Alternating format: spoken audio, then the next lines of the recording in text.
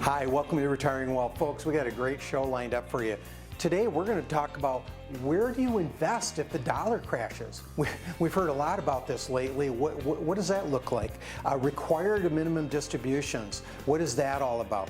Sunken cost trap. This is a mindset you can get into sometimes when you're owning a portfolio or stocks. And then finally, we're going to end with, looking at that IRA in a whole different way, right? Who is really the owner in your IRA? Who are they? So folks, stay tuned because we have a lot to show you today. Retiring Well, brought to you by Centennial Wealth Advisory, financial advisors specializing in retirement planning and serving all of Northern Michigan. Retiring Well, helping you plan for a successful and comfortable retirement. Retiring Well, plan to retire well. Hi, listen, in this segment, I want to talk to you about what it is you do when the dollar crashes, okay? What is it that you invest in, all right? We see those commercials where the dollar's going to crash, buy gold, buy silver, right? What's that about? And is it only gold or silver that I should be buying? There are other things that I could be looking at. Let's talk about that. First of all, you got to understand when you're looking at the dollar and it's going down relative to other currencies. So the most obvious place you want to maybe be investing if you see a prolonged decrease in the value of the dollar is foreign currency, right? Because it obviously is taking an uptick in relative to our currency. So there's an area you might want to look at. All commodities are traded in US dollars. Okay, so commodities might be a great place because you can when a dollar is depressed in value, you can buy more commodities with it. Okay, precious metals, gold and silver. Yes, you see the commercials. They're trying to sell you gold and silver, but have they been a good hedge in the past when the dollar has been depressed? Absolutely. Now, do you want to throw all your eggs in that basket? No, but some exposure could be helpful. What about other hard assets that can do good when a dollar is decreasing, like real estate, right? Many feel that our most recent real estate bubble is very similar to '08. Not so much. What happened in '08 for that bubble to burst was more of a credit crash than anything else. A lot of our real estate today is being driven by supply and demand. Could be a very good place to have your investments as a hedge against inflation. How about U.S. companies that have a multinational exposure, right? 40% of our S&P 500's revenue is generated overseas, right? So if we're finding the dollar depressed in our own country, maybe having some foreign exposure as an offset could be a good thing. Cryptocurrencies are becoming very popular. They're being called anymore the new gold, right? A safe haven, a place to be in case the dollar is crashed, right? The idea being that there's this whole new currency that everybody's just going to accept, and then all of a sudden it's going to have tremendous value. There's some risks associated with that. First of all, what about government intervention? How much longer are they going to allow no regulation to happen in that arena, especially if the dollar gets decreased? How about international stocks? If we're finding the dollar depressed in this area, maybe we should be looking there. How about emerging markets, right? Another good place to be. Folks, you have to understand that when the dollar is depressed, there are some good things. It makes our exports cheaper, which helps our manufacturing. But for the most part, we want to maintain a good, strong dollar, especially as it's relative to other currencies. So hopefully you find this some value. Certainly if you're somebody that's concerned about inflation and you're trying to look for some alternative places to maybe put your money or hedge against that, then give us a call. We'd be glad to help.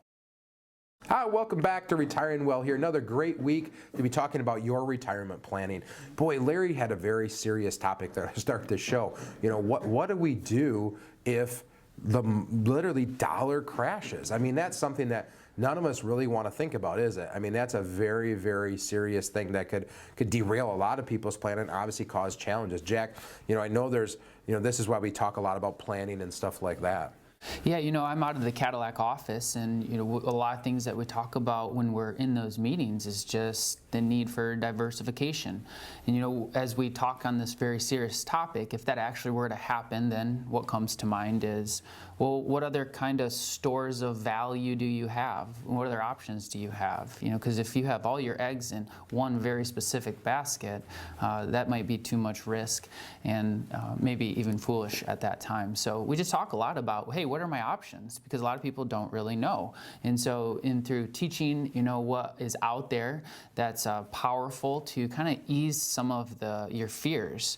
I see this all the time where there might be a lot of pressure that people feel because they're fearful. And my kids are fearful about a lot. They say to me all the time, Dad, I'm scared. And my response is, it's okay to be scared. What are you doing about being scared? And that's where getting educated and learning about what your options are to diversify can maybe ease some of the fears that are very real. Jack, you're exactly right. The fear is the big thing. Fear in investing is real in so many different things. It makes me think of a meeting I had with a gentleman years ago in the Petoskey office, and he was very fearful of this exact thing happening, but he had all of his money in cash, and he was so fearful that he was almost paralyzed to make a decision. Well, folks, just as Jack said, educating and learning what your other options are, not only with this matter, but all of investing and all of retirement is key. The knowledge is power. The old saying, you don't know what you don't know. Work through this. Have a professional help you. Yeah, absolutely. Great commentary, guys. Coming up next, we're going to talk about RMDs and that sunken cost trap. So stay tuned.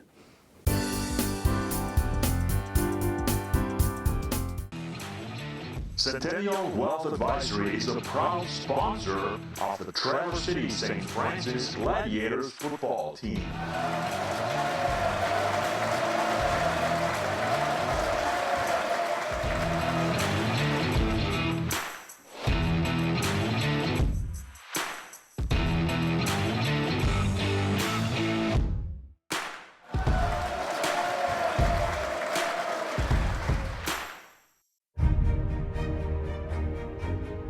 Professional golfers have a game plan. Knowing where to attack the golf course is vital, and avoiding the hazards is key. As you can see, we aren't professional golfers. But at Northern Michigan's Centennial Wealth Advisory, we are professional financial advisors. And just like a good golfer, we have a game plan, a holistic approach for your financial future, using income planning, tax planning, estate planning, wealth management, and healthcare planning to help you plan to retire well. We have lived in Northern Michigan all our lives, and we have offices in Traverse City, Gaylord, Petoskey, and Cadillac. Give Centennial Wealth Advisory a call or visit us at cen-wealth.com and let us help you plan to retire well.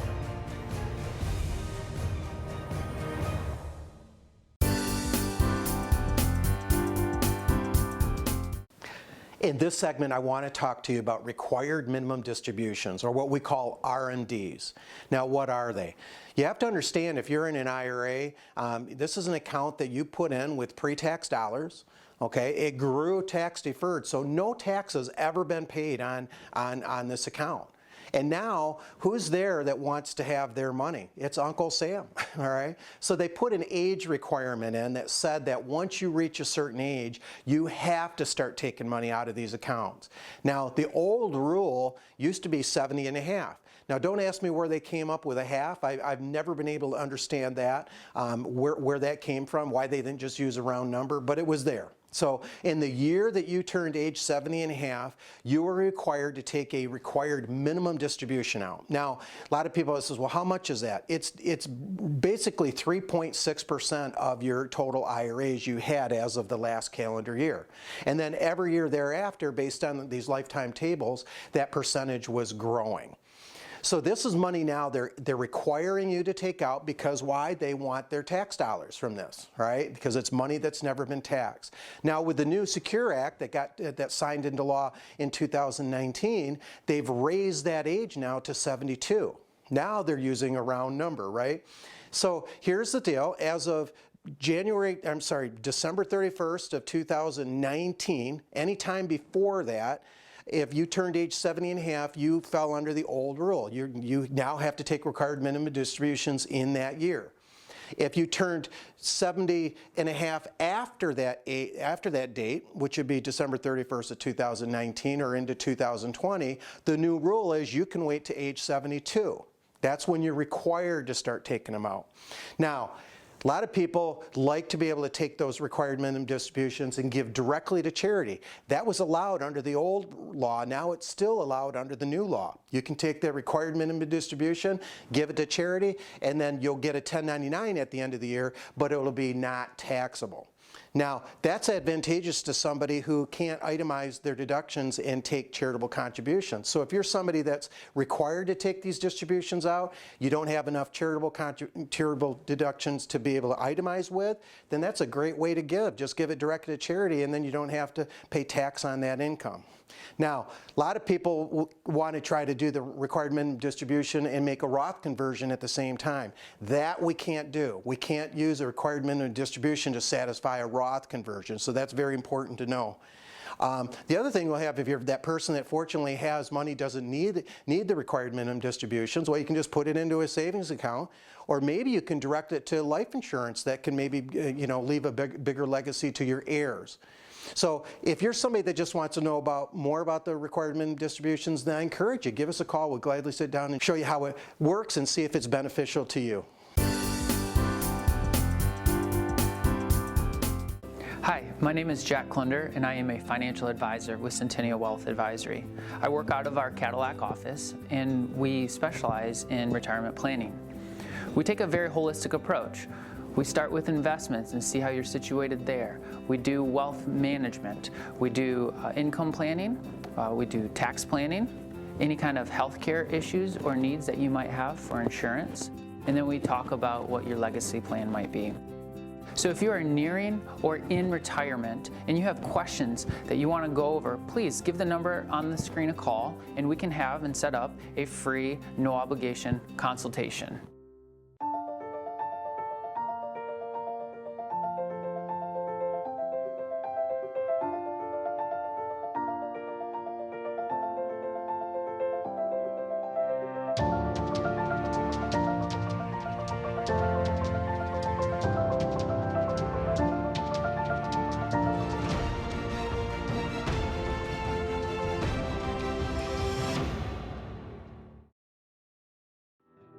Your grandchildren are precious to you. They are your life. This is your time to have that special relationship. Taking care of yourself is taking care of them. Centennial Wealth Advisory is offering a free, no-obligation retirement review to make sure you don't run out of money during your retirement. Centennial Wealth Advisory. Your best is yet to come.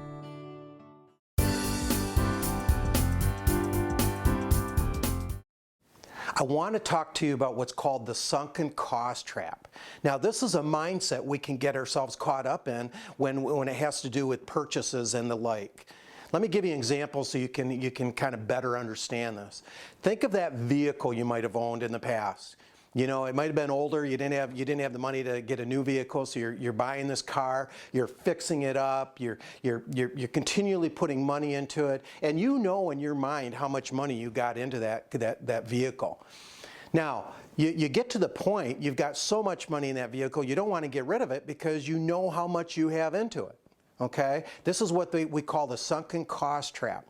Now, what's the problem with it? Well, how we should be looking at that vehicle is, yes, we've got all this money into it, but it is what it is as of today. We have to look at it, how is it going to best serve us from this day forward? If there is another vehicle I can get into that can serve me better, then why would I stay with the one that I've got all this money into? Because again, you have to look at it as it is today. So if there's another vehicle I can get into, it's probably not going to have as much in repairs, and it can better serve me going forward, then I'd probably better be able to make that switch, right? Folks, the reason I bring this up is this can happen with individual stocks as well, or maybe our mutual fund or the like. We know how much money we put into that instrument, all right? And it might have taken a drop, maybe dipped down or whatever the case might be, and now we hold on to it and we think that that's gonna, serve us better because of the money we put into it, when maybe the better way to look at it is there something else that can better serve me going forward and making that switch? We do this with strategies as well. You could have an investment strategy that you've bought into or a stock picking strategy that you bought into, and you're going to stay with it because you know how much effort you've got into it. But if there's something better that you can do going forward that would better serve you forward, then getting stuck in that kind of a mindset could be hurting you. Now, I've watched this happen with sharp, quick losses in the market. We had one not long ago in the fourth quarter of 2018. Market dropped very quickly in a very short period of time. I think it was like 16, 17% in just a 3-month period. And people were afraid to make a move because that was their strategy. They knew what they had into it, and they were afraid that if they changed up, they weren't going to get it back. But what they should have been looking at is, what am I in today? What can better serve me going forward? So hopefully you found this valuable. It just giving you kind of an idea how sometimes we, in our own thinking, we can get caught, believing one way when maybe we should be a little bit more open-minded. So hopefully you found value in that. Give us a call if maybe we can be of any help. Wow, two really powerful topics again there. The one that really speaks, I think, to the most of you out there is those required minimum distributions, RMDs. If you have a 401k or IRA, guess what? This is going to be pertinent to you at least either now or later in your life when you age. Folks, this is something that whether you want to deal with it or not, it's going to happen. And we're constantly talking about this either for younger folks and then all the way up and through the rest of your life, really. Yeah, and you got to plan for those RMDs. I mean, we have clients where we have to literally call them up at the end of the year and say, you have to take this money from your IRA, regardless of if you need it or not. And so that's where the planning aspect comes in. We need to take care of that now before you're 80, 90 years old, and those RMDs are very substantial. And that's what we can do. We can plan for that time.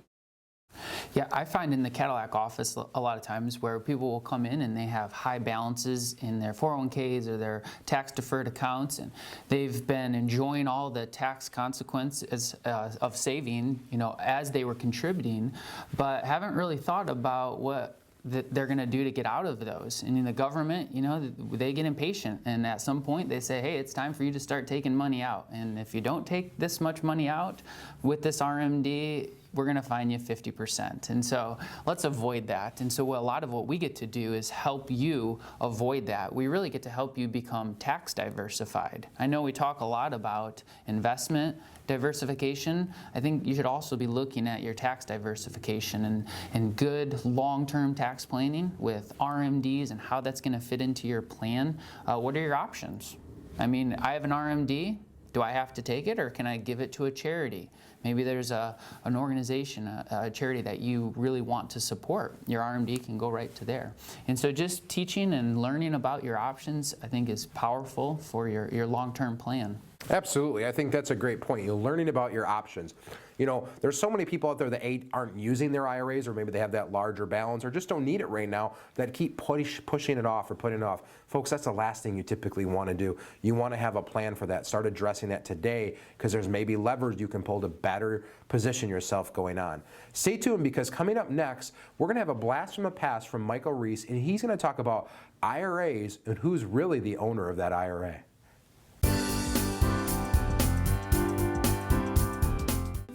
Are you nearing retirement or in retirement? Have you had your portfolio just looked at or have a second opinion on that portfolio recently? Centennial Wealth is a full-service advisory firm, and we have multiple locations in northern Michigan.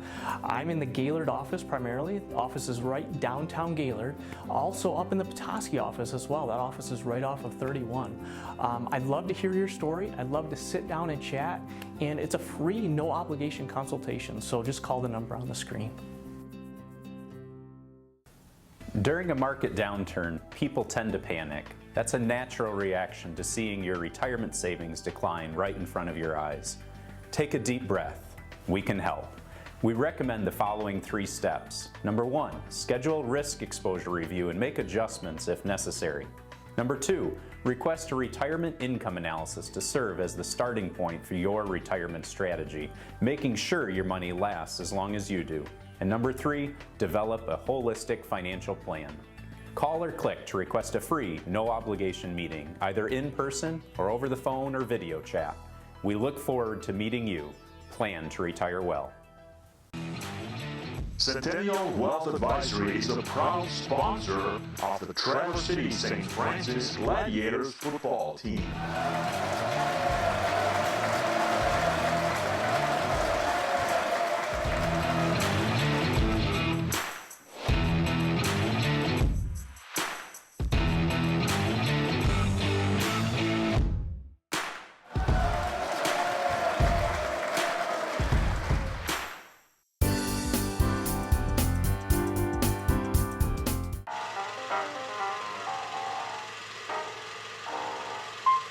This week on CFP Talk, I want to share with you a discussion that I have with folks about their IRAs or 401ks or even 403bs all the time.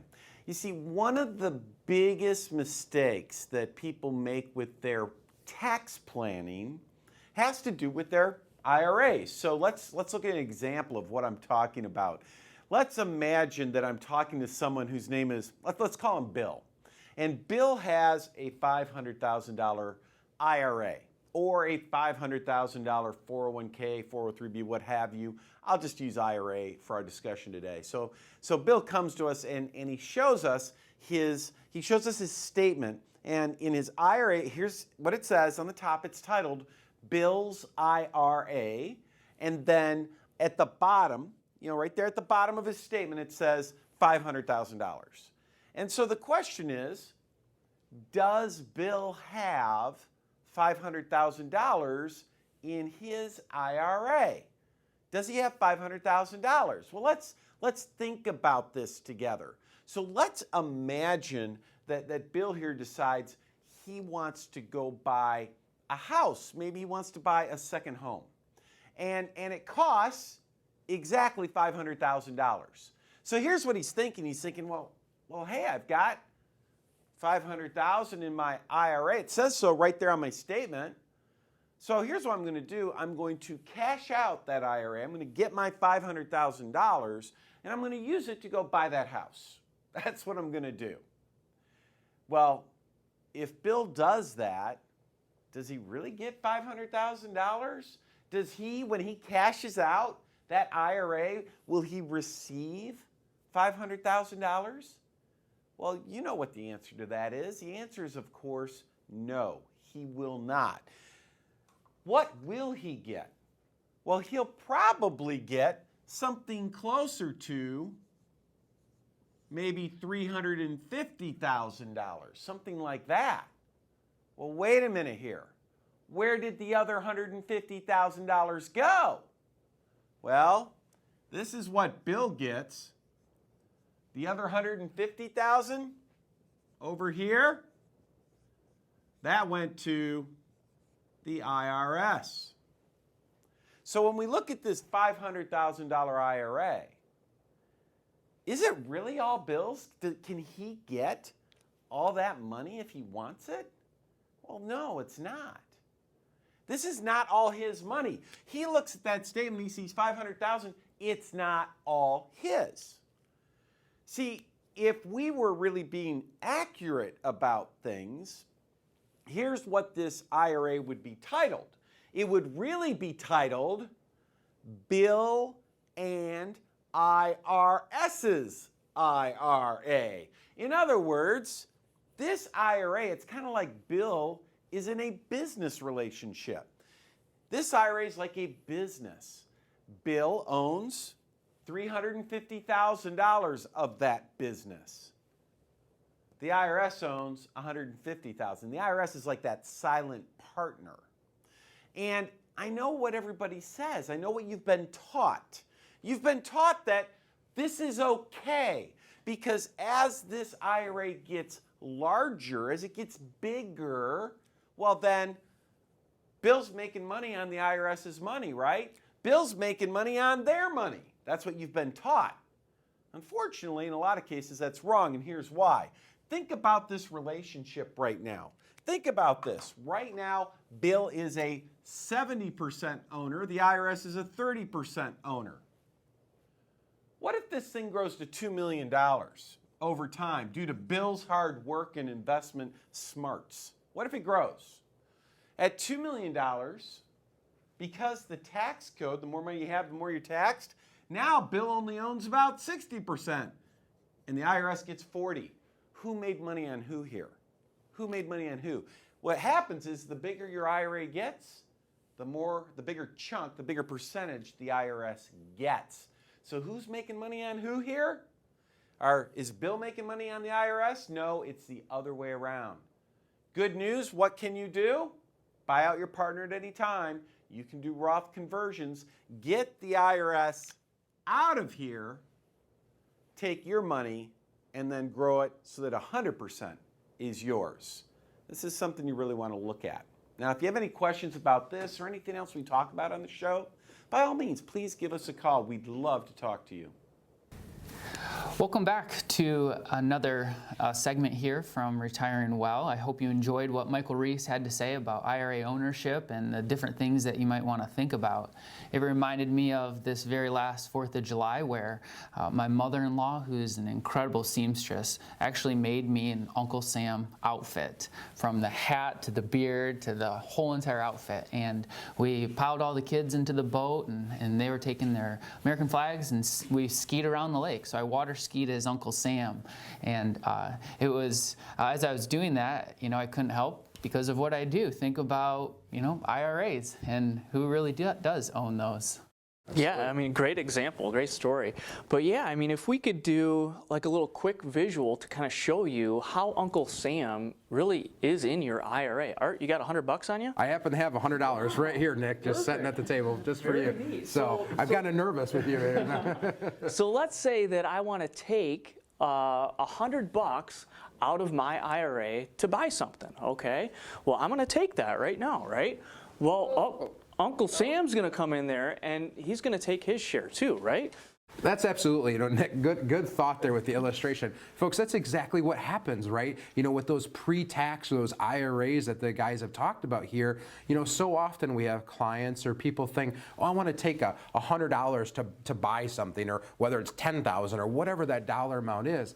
Folks, that whole IRA, you have a partner in that IRA. It may not be Jack skiing around the lake there, but it's Uncle Sam, and he's waiting to sink his teeth into that IRA when you take it out. Whatever that tax bracket you may be in, in our illustration years we use 20%, which may be a little bit high, it may be a little bit low, depending upon your circumstance.